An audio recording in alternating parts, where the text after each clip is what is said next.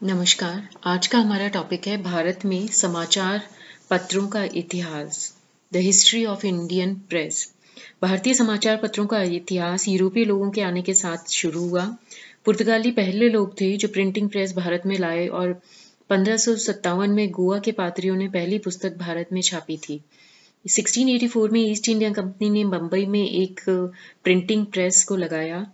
लगभग 100 वर्ष तक कंपनी के प्रदेश में कोई समाचार पत्र नहीं छपा क्योंकि कंपनी के कार्यकर्ता ये नहीं चाहते थे कि उनके जो मैल प्रैक्टिसेस हैं तथा निजी व्यापार के जो समाचार हैं वो लंदन पहुंचे। जेम्स ऑगस्टस हिक्की पहला व्यक्ति था जिसने भारत में 1780 में पहला समाचार पत्र प्रकाशित करा जिसका नाम द बंगाल गजेट अथवा द कैलकाटा जनरल एडवर्टाइजर था। उसकी सरकारी अधिकारी गवर्नर जनरल तथा मुख्य न्यायाधीश की निष्पक्ष आलोचना के कारण उसका प्रिंटिंग प्रेस जो था वो जब्त कर लिया गया और 1784 में कैलकाटा गैजेट, 1785 में बंगाल जनरल, 1785 में the oriental magazine of Calcutta तथा द कैलकाटा अम्यूजमेंट 1786 में, कैलकाटा क्रॉनिकल 1788 में, मेड्रास कुरियर इत्यादि अनेक समाचार पत्र निकलने आरंभ हुए। 1799 का समाचार पत्रों का पत्रेक्षण अधिनियम या the censorship of the press act, Lord Wellesley ने 1799 में समाचार पत्रों का सेंसरशिप एक्ट पास कर दिया और समाचार पत्रों पर युद्धकालीन सेंसर लागू किया। इसके अनुसार समाचार पत्र को संपादक, मुद्रण और प्रोप्राइटर का नाम स्पष्ट रूप से छापना पड़ता था। प्रकाशक को प्रकाशित किए जाने वाले सभी तत्वों को सरकार के सचिव के सम्मुख प्री सेंसरशिप के लिए भेजना होता था। इस नियमों को भंग करने पर तुरंत डिपोर्टेशन का दंड मिलता था। 1807 में यह अधिनियम पत्रिकाओं, पैम्फलेट तथा पुस्तकों सभी पर लागू कर दिया गया। हेस्टिंग्स के अधीन इन नियमों में ढील दे दी गई और गवर्नर जनरल ने अपने उदारवादी और प्रगतिशील विचार देश में लागू कर दिए और 1818 में समाचार पत्रों का जो सेंसरशिप था वो बंद कर दिया गया।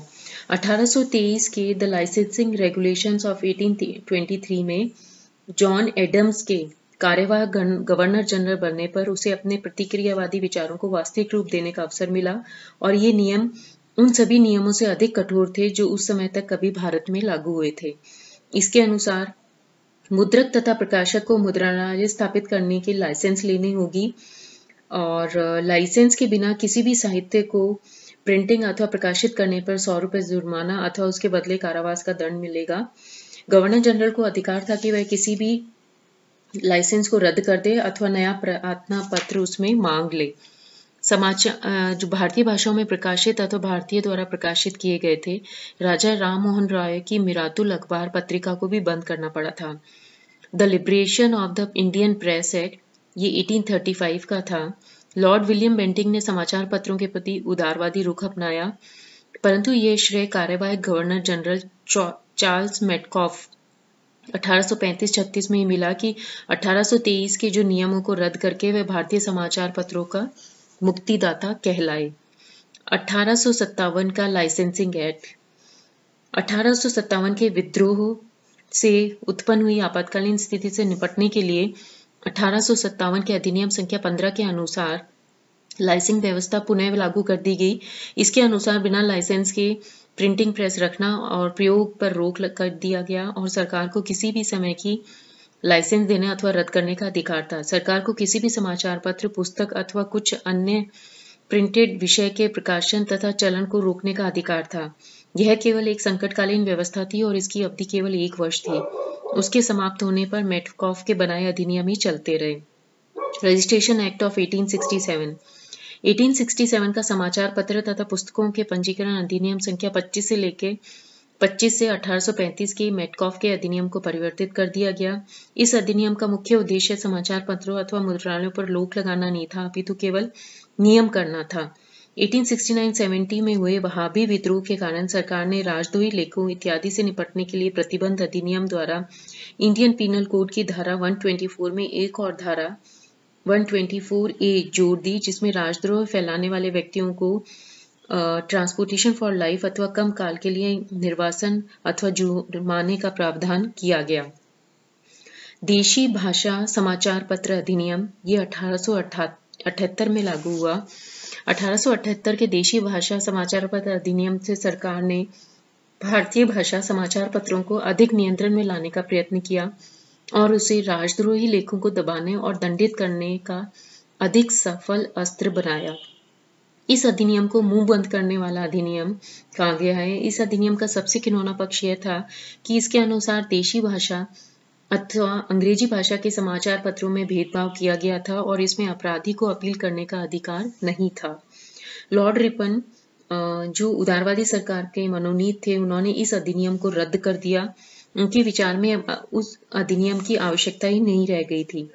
The newspaper act of 1908 Lord Curzon की नीतियों द्वारा उत्पन्न अशांति से राष्ट्रीय कांग्रेस में उग्रवादी दल का उत्थान हुआ और हिंसक घटनाएं हुई। समकालीन समाचार पत्रों ने भी सरकार की कड़ी आलोचना की। इनको दबाने के लिए सरकार ने एक newspaper incitement to offences act 1908 पारित किया था। इसके अनुसार जो समाचार पत्र आपत्तिजनक सामग्री जिससे लोगों को हिंसा अथवा हत्या की प्रेरणा मिले प्रकाशित करेगा, उसकी संपत्ति अथवा मुद्रणालय को जब्त किया जा सकता था। स्थानीय सरकार 1867 के समाचार पत्रों तथा पुस्तकों के पंजीकरण के अधिनियम के अधीन किसी भी प्रिंटिंग प्रेस अथवा प्रकाशक को दी गई घोषणा को रद्द कर सकती थी। समाचार पत्रों के मुद्रक तथा प्रकाशकों को मुद्रणालय के जब्त होने के 15 दिन के भीतर उच्च न्यायालय में अपील करने की अनुमति थी। 1910 का भारतीय समाचार पत्र अधिनियम। इस अधिनियम के अनुसार स्थानीय सरकार किसी भी मुद्रणालय के स्वामी अथवा समाचार पत्र के प्रकाशक से रजिस्ट्रेशन सिक्योरिटी मांग सकती थी, जो कम से कम 500 रुपए तथा अधिक से अधिक 2000 रुपए होगी। सरकार को जमानतें जब्त करने का और पंजीकरण रद्द करने का अधिकार था। 1921 में सर तेज बहादुर सप्रू, जो उस समय विधि सदस्य थे, उनकी अध्यक्षता में एक समाचार पत्र समिति नियुक्त की गई, जिसका उद्देश्य समाचार पत्रों के कानून की समीक्षा करना था। इसकी सिफारिशों पर 1908 और 1910 के अधिनियम को रद्द किए गए। 1931 का भारतीय समाचार पत्र अधिनियम।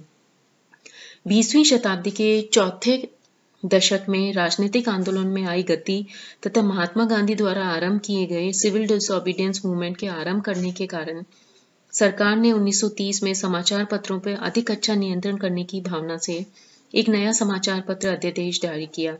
इसके अनुसार 1910 के अधिनियम के सभी आदेश पुनः लागू किए गए। 1931 में सरकार ने भारतीय समाचार पत्र अधिनियम पारित किया था, जिसने प्रांतीय सरकारों को सविनय अवज्ञा आंदोलन के प्रचार को दबाने के लिए अत्यधिक शक्तियां दे दी। अधिनियम की धारा 4(1) के अनुसार सरकार को शब्द, संकेत अथवा आकृति द्वारा किसी हत्या के अथवा अन्य किसी कॉग्निजेबल अपराध को करने की प्रेरणा देने पर अथवा ऐसे अपराध की प्रशंसा अथवा अनुमोदन करने पर कड़ा दंड देने की अनुमति की गई। Press inquiry committee. 1947 के मार्च में भारत सरकार ने एक समाचार पत्र जांच समिति का गठन किया और उसे आदेश दिया गया कि वह कॉन्स्टिट्यूएंट असेंबली में स्पष्ट करे कि ये फंडामेंटल राइट के प्रकाश में समाचार पत्रों के कानूनों की समीक्षा करे। इसकी सिफारिशों में 1931 के अधिनियम का रद्द करना, समाचार पत्र और पुस्तकों के पंजीकरण के अधिनियम में संशोधन, इंडियन पीनल की धारा 124(a) और 153(a) में परिवर्तन और 1931 के देशी राज्य अधिनियम और 1934 के देशी राज्य अधिनियम को रद्द करना सम्मिलित था।